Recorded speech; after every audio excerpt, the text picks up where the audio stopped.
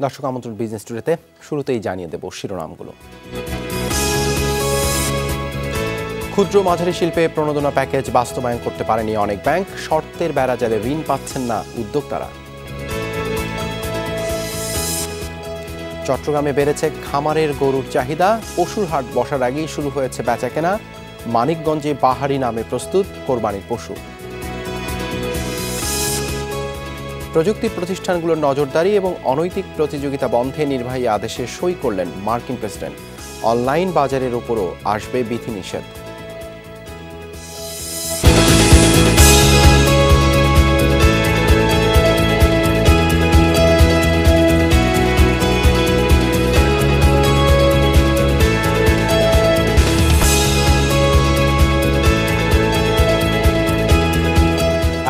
শিরোনাম দেখছেন, আপনাদের সাথে আছে আমি দেবাশিস চন্দ্র সরকার।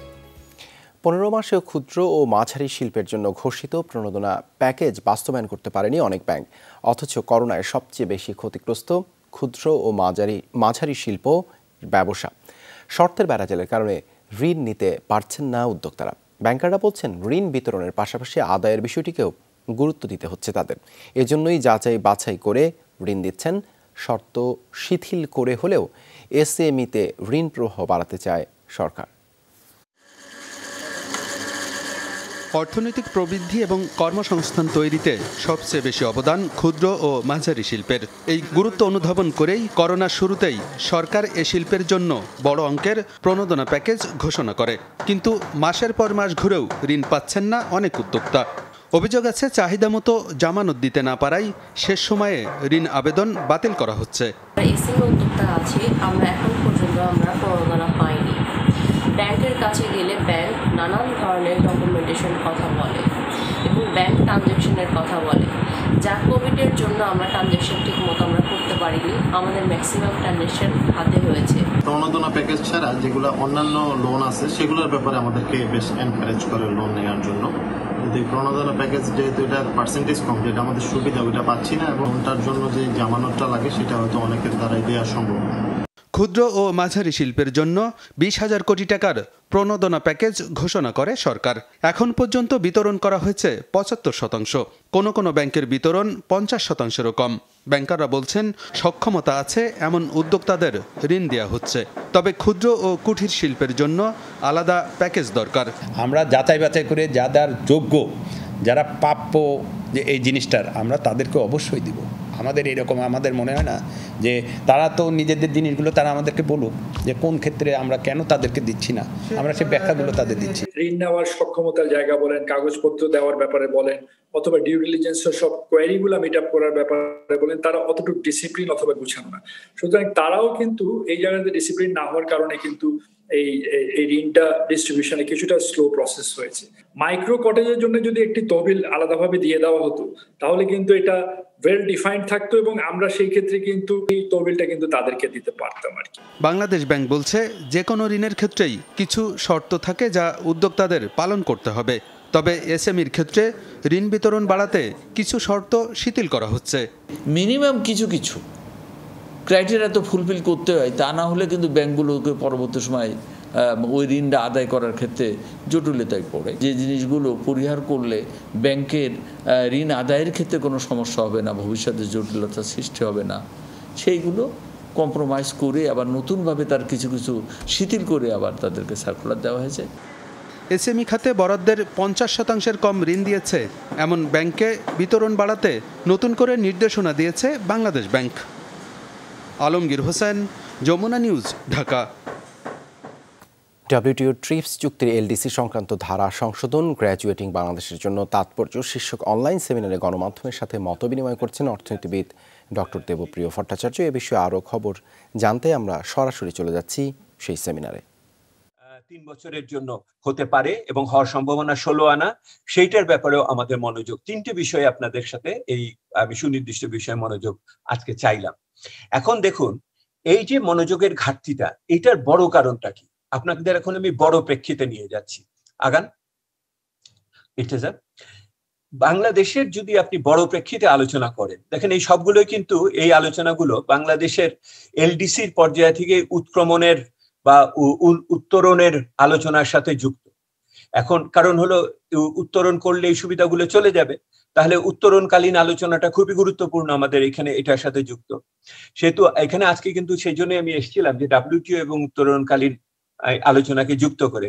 ঘটনার চক্রে যেহেতু আমার দুই জায়গাতেই এক ধরনের সংযুক্ততা আছে, আমার সুযোগ হয়েছিল WTO-তে বাংলাদেশের প্রতিনিধিত্ব করার, এবং এই মুহূর্তে যেহেতু জাতিসংঘের কমিটিতে আমি উত্তরণকালীন ব্যবস্থাপনা নিয়ে কাজ করি, সেহেতু এই দুটো মিলিয়ে আমি আপনাদের কাছে এই বিষয়টিকে সামনে নিয়ে আসতে চাচ্ছি। দেখুন, বাংলাদেশের LDC তালিকা থেকে বের হয়ে যাওয়ার যত ধরনের আলোচনা হয়, সব আলোচনার কেন্দ্রবিন্দু হলো আমরা আরো কত দিন আন্তর্জাতিক সহযোগিতা বা আন্তর্জাতিক সুযোগগুলোকে ব্যবহার করতে পারবো। পুরো আলোচনাটাই হলো এক ধরনের এই এক্সটার্নাল মানে আন্তর্জাতিক সমর্থন সূচক পদক্ষেপগুলোকে কিভাবে আরো বাড়তি পাওয়া যায় এই আলোচনাতে যুক্ত। আর ওইটার ভিতরে আপনারা দেখবেন বেসরকারি খাতের ঋণ প্রবৃদ্ধি আরও কমে সর্বনিম্ন পর্যায়ে নেমেছে। গত মে মাস শেষে বার্ষিক ঋণ প্রবৃদ্ধি হয়েছে মাত্র 7.5%। গত 15 বছরের তথ্য যাচাই করে এত কম প্রবৃদ্ধি দেখা যায়নি। আগের মাসে এপ্রিল শেষে ঋণ প্রবৃদ্ধি ছিল 8.2%। সুদ হার ব্যাপক কমলেও করোনার কারণে ঋণ চাহিদা খুব কম। ব্যাংকগুলোর কাছে এখন 2 লাখ কোটি টাকার বেশি উদ্বৃত্ত তারল্য রয়েছে। বাংলাদেশ ব্যাংকের ওয়েবসাইটে 2005-06 অর্থবছর থেকে বেসরকারি খাতে ঋণ প্রবৃদ্ধির পরিসংখ্যান রয়েছে। সর্বোচ্চ 25% বেশি প্রবৃদ্ধি হয়েছিল 2007-08 অর্থবছরে। দ্বিতীয় সর্বোচ্চ 24.2% প্রবৃদ্ধি হয়েছিল 2009-10 অর্থবছরে। এরপর 2019 সালের নভেম্বরের আগ পর্যন্ত ঋণ প্রবৃদ্ধি কখনো এক অঙ্কে নামেনি। ব্যবসায়ীরা এই সময়ে বিনিয়োগ পরিস্থিতি পর্যবেক্ষণ করছেন। ঋণ নিয়ে তো দূরে থাক, হাতে টাকা থাকলেও অনেকে বিনিয়োগে যাচ্ছে না। বিনিয়োগ থেকে রিটার্নের স্বাভাবিক নিশ্চয়তা নেই। কোরবানি ঈদকে সামনে রেখে এবার চট্টগ্রামে খামারের গরুর চাহিদা বেশি। পশুর হাট বসার আগেই শুরু হয়েছে বেচাকেনা। কেউ সরাসরি গিয়ে, কেউ অনলাইনে গিয়ে আগাম কিনছেন গরু। তবে পরিস্থিতির কারণে মাঝারি গরুর চাহিদা বেশি বলছেন খামারিরা। আচরণে বেশ ক্ষিপ্র প্রকৃতির বলে ভারতীয় গুজরাট বুল প্রজাতির এই গরুটির নাম বুলডুজার। ওজন প্রায় 750 কেজি। দাম হাঁকা হচ্ছে 5.5 লাখ টাকা। চট্টগ্রামের প্রায় প্রতিটি খামারে দেখা মিলছে এমন বাহারি নামের নানান জাতের গরু। করোনা প্রাদুর্ভাবের কারণে পশুর হাটের ভিড় এড়াতে খামার থেকে আগেভাগে গরু সংগ্রহের প্রবণতা বেড়েছে। কিছু বড় আকারের দামি গরু রাখা হলেও করোনা পরিস্থিতিতে মানুষের আর্থিক সঙ্গতি বিবেচনায় মাঝারি গরুর সংগ্রহই বেশি। যেহেতু মধ্যম আয়ের মানুষজন বেশি, তো সেই হিসেবে সেটার লক্ষ্যে আমরা ছোটো গরু 50-60 হাজার রেঞ্জের গরুও রাখছি। যারা বড় বাজেটের গরু নেবে ওদের জন্য আমি কিছু বড় কালেকশন করছি। যেহেতু করোনা একটা সিচুয়েশন চলছে, আমরা চেষ্টা করেছি মানুষজনের হাতের নাগালে যাতে দামটা রাখা যায়, তাই সেজন্য আমরা 50 থেকে শুরু করে 35 লক্ষ টাকা দাম পর্যন্ত আমাদের কাছে গরু আছে। চট্টগ্রামে এবার স্থায়ী অস্থায়ী পশুর হাট বসবে 206টি। গত বছর হাটে মানা হয়নি স্বাস্থ্যবিধি। এবার করোনা সংক্রমণ রেকর্ড ছাড়িয়ে যাওয়ায় হাটের ভিড়ে যাওয়ার ঝুঁকি নিতে নারাজ ক্রেতাদের অনেকে। খামারের গরুর দিকে ঝুঁকছেন তারা। হাটে যেরকম একটা মানুষের ভিড় থাকে, কিন্তু ফার্মেও ওরকম ভিড় নেই। দেখি শুনি ঠান্ডা মাথায় একটা গরু চয়েস করা যায়। এখানে দেখতেছি আরও কয়েকটা ফার্মে দেখবো, যেখানে ভালো লাগে রেঞ্জের মধ্যে হয়, ইনশাল্লাহ আমরা এখান থেকে গরু সংগ্রহ করব। এখানে অনেক বড় বড় গরু দেখেছি, এগুলো আমার পছন্দ হয়েছে। এখানে অনেক ছোট ছোট গরুও রয়েছে, অনেক সুন্দর গরুগুলা। চট্টগ্রামে 12 থেকে 21 জুলাই পর্যন্ত বসবে কোরবানির পশুর হাট। তবে খামারগুলোতে বেচাকেনা শুরু হয়েছে আগে থেকে। অনলাইন প্ল্যাটফর্ম ও ফেসবুকে সরব খামারিরা। তবে দাম নিয়ে অসন্তুষ্ট ক্রেতারা। দামটা তো বেশি দেখা যাচ্ছে, এখনো তো রিজনেবল কোনো রেট আসে নাই, আর গরু এখনো মার্কেটে অ্যাভেলেবেল নয়। হয়তো বা এরা মাথায় রাখছে এখনো সময় অনেক আছে, হয়তো আরও তো গরুরও একটু চাপ কম, সেই হিসাবে আমার মনে হচ্ছে এখনো তো অনেক বেশি গরুর দাম বেশি। প্রাণী সম্পদ অধিদপ্তরের হিসাবে চট্টগ্রামে এবার কোরবানির পশুর চাহিদা রয়েছে 8,09,000। শোয়েব রহমান, যমুনা নিউজ, চট্টগ্রাম। সাহেব, কালো রংবাজ, বিন্দাস, যোদ্ধা, যুবরাজ এমন বাহারি নামের কোরবানি পশু নিয়ে প্রস্তুত মানিকগঞ্জের কয়েকজন প্রান্তিক খামারি। জেলার সবচেয়ে আকর্ষণীয় এবং বড় আকারের এই গরু দেখতে প্রতিদিন তাদের খামারে ভিড় করছেন মানুষ। তবে চলমান সংকটে ভালো দাম পাওয়া নিয়ে শঙ্কা রয়েছে খামারিদের। আয়সী জীবন পছন্দ বলে নাম রাখা হয়েছে সাহেব। 40 মণ ওজনের হলস্টেইন ফ্রিজিয়ান জাতের এই গরুটি মোটা তাজা হচ্ছে মানিকগঞ্জের প্রান্তিক খামারি নোমাজ আলীর বাড়িতে। উল্টো স্বভাবের গরু কালো রংবাজ আর বিন্দাস। ফিরোজা বেগমের বাড়িতে পরম যত্নে বড় হচ্ছে কোরবানির পশু দুটি। খুব পরিষ্কার মধ্যে ওরা রাখি, আর খাওয়া খাদ্যও খুব সাহেবের মতন। এর কারণ ওরা নাম রাখছি মানিকগঞ্জের সাহেব। আর বছর বন্যার কারণে আমি বিক্রি করতে পারি নাই। এবারও যদি আমি বন্যার কারণে, এই করোনার কারণে যদি বিক্রি করতে না পারি, আমি অনেক আমার ক্ষতিগ্রস্ত হয়ে যাবো।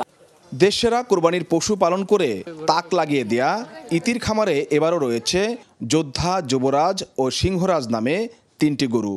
প্রতিটির ওজন 30 মণের ওপরে। লকডাউনে সংখ্যা কিছুটা থাকলেও ভালো দাম পাওয়ার আশা খামারিদের। বিক্রি যেহেতু করবো, 1 টাকা কমার বিষয়টা বড় কথা না। আগে ক্রেতারা পছন্দ করুক, পছন্দ করলে টাকা নিয়ে বাঁচবেন, একটা আমি ভরসা দিতে পারি। করোনার কারণে এলো হাট বাজারে নাকবো কিনা জানি না, তো বাড়িতে করে যদি বেচা হারি তাহলে এটাই আমি খুশি। কোরবানিকে সামনে রেখে প্রান্তিক এসব খামারিরা সন্তানের মতোই লালন পালন করে বড় করেছে এসব পশু, যা দেখতে প্রতিদিন দূর দূরান্ত থেকে ভিড় করছে মানুষ। সেদিকে আসলে অনেক বড় গরু, গরুটার নাম সাহেব রাখছে, সেই হিসাবে সাহেবের মতোই আসলে গরুটা। আমার প্রথমেই গরু দেখা, কিন্তু এত বড় গরু কোথাও আমি দেখিনি। গরু দুটো দেখে যদি হারা টাকা পয়সা দিয়ে যাই ভাগ্যে রাখছে যদি দিয়ে নেয়, তাহলে একটু বাঁচার পথ হইব, তাছাড়া এর একবার নিশ্চয় হয়ে যাবো। হাটের ঝক্কি ঝামেলা এড়াতে বাড়ি থেকেই বিক্রি করতে চান খামারিরা। সেজন্য আলোচনার মাধ্যমেই নির্ধারণ করা হবে চূড়ান্ত দাম। BM Khorshed, Jamuna News, Manikganj. এবারে জানাবো সাপ্তাহিক পুঁজিবাজারের খবরাখবর। গত সপ্তাহে ঊর্ধ্বমুখী প্রবণতা দিয়েই শেষ হয়েছে পুঁজিবাজারের লেনদেন। সপ্তাহের ব্যবধানে প্রায় 5 পয়েন্টের মতো বেড়েছে ঢাকা স্টক এক্সচেঞ্জের প্রধান সূচক। এদিকে লেনদেনও বেড়েছে প্রায় 14% মতো। পাশাপাশি বেড়েছে বেশিরভাগ প্রতিষ্ঠানের শেয়ারের দাম। অন্যদিকে সিএসসিতে মিশ্র প্রবণতা ছিল সূচকগুলোতে। সপ্তাহের ব্যবধানে লেনদেন কমেছে প্রায় 100 কোটি টাকার মতো। প্রথমেই ডিএসসির খবর জানাবো। প্রধান সূচক ব্রড ইন্ডেক্স বেড়েছে প্রায় 62 পয়েন্টের মতো, দাঁড়িয়েছে 6212 পয়েন্টে। ঊর্ধ্বমুখী ছিল বাকি দুই সূচক। ডিএসসি সরিয়া প্রায় 26 এবং ডিএসসি 30 39 পয়েন্টের মতো বেড়েছে। লেনদেন বেড়েছে প্রায় 14% মতো। হাত বদল হয় 6410 কোটি টাকার শেয়ার। এর আগের সপ্তাহে লেনদেন হয়েছিল 5624 কোটি টাকার শেয়ার। তালিকাভুক্ত 380 প্রতিষ্ঠানের মধ্যে দাম বেড়েছে 230টির, কমেছে 136টির, আর অপরিবর্তিত ছিল 10টি প্রতিষ্ঠানের। লেনদেন হয়নি এই 4টি প্রতিষ্ঠানের। গত কয়েক সপ্তাহের মতো এই সপ্তাহেও লেনদেনের ভিত্তিতে শীর্ষে ছিল বাংলাদেশ এক্সপোর্ট ইম্পোর্ট কোম্পানি। হাত বদল হয় মোট 436 কোটি 43 লাখ টাকা শেয়ার। দ্বিতীয় অবস্থানে ছিল লাফার্স হোলসিম, লেনদেন হয়েছে 155 কোটি 56 লাখ টাকা শেয়ার। আর তৃতীয় অবস্থানে ছিল কেয়া কসমেটিক্স। প্রায় 45 বেড়ে দরবৃদ্ধির তালিকায় গত সপ্তাহে শীর্ষে ছিল সোনালী লাইফ ইন্স্যুরেন্স। এর পরের অবস্থানেই ছিল রেনউইকের। প্রতিষ্ঠানটির শেয়ারের দর বেড়েছে প্রায় 31%। আর তৃতীয় স্থানে আছে international leasing and financial service. অন্যদিকে প্রায় 16 কমে দরপতনের তালিকায় শীর্ষে ছিল মুন্নো ফেব্রিক্স। এর পরের অবস্থানে এনআরবি কমার্শিয়াল ব্যাংক। প্রতিষ্ঠানটির শেয়ারের দর কমেছে প্রায় 12। তৃতীয় অবস্থানে ছিল অগ্রণী ইন্স্যুরেন্স। এবারে চট্টগ্রাম এক্সচেঞ্জের খবর জানাবো। এদিকে দেশের আরেক স্টক এক্সচেঞ্জ সিইসিতে মূল সূচক সিএএসপিআই 1.16% বেড়ে দাঁড়িয়েছে 18,001 পয়েন্টে। পাশাপাশি বেড়েছে সিএসসি এক্স, যদিও কমেছে সিএসসি 30 সূচক। সপ্তাহ জুড়ে মোট লেনদেন হয় প্রায় 286 কোটি টাকার শেয়ার।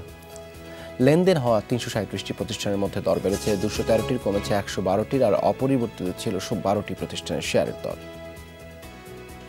সিএসসিতে গত সপ্তাহে লেনদেনের ভিত্তিতে শীর্ষে ছিল ব্রিটিশ আমেরিকান টোবাকো।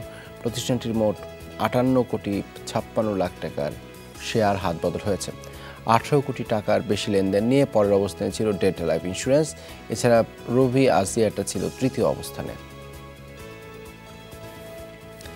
দরবৃদ্ধির তালিকায় শীর্ষে ছিল সোনালী লাইফ ইন্স্যুরেন্স, দাম বেড়েছে 45। দ্বিতীয় অবস্থানে বিডি ইন্ডাস্ট্রিয়াল ফিন্যান্স ও তৃতীয় অবস্থানে ছিল ফ্যামিলি টেক্স। অন্যদিকে প্রায় 16 কমে দরপতনের তালিকায় শীর্ষে মুন্নো ফেব্রিক্স। তালিকার দ্বিতীয় স্থানে প্রাইম ইসলামী লাইফ ইন্স্যুরেন্সের শেয়ারের দর কমেছে প্রায় 14। আর তৃতীয় অবস্থানে থাকা এনআরবি কমার্শিয়াল ব্যাংকের দর কমেছে প্রায় 13।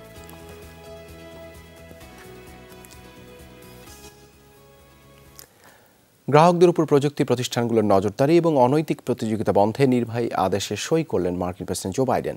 শুক্রবার এই আদেশের ফলে প্রযুক্তি প্রতিষ্ঠানগুলোর বিরুদ্ধে ৭২ ধরনের পদক্ষেপ গ্রহণের সুযোগ পাবে মার্কিন বাণিজ্য বিভাগ। জনপ্রিয় প্রযুক্তি প্রতিষ্ঠানগুলোর বিরুদ্ধে অভিযোগ তারা গ্রাহকদের অতিরিক্ত ব্যক্তিগত তথ্য সংগ্রহ করে। এছাড়া প্রতিদ্বন্দ্বী প্রতিষ্ঠান কেনা এবং ছোটখাটো কোম্পানিগুলোর সাথে অনৈতিক প্রতিযোগিতায় জড়ানোর অভিযোগ রয়েছে। তাই প্রযুক্তি খাতে পর্যবেক্ষণ বৃদ্ধি করবে সরকার।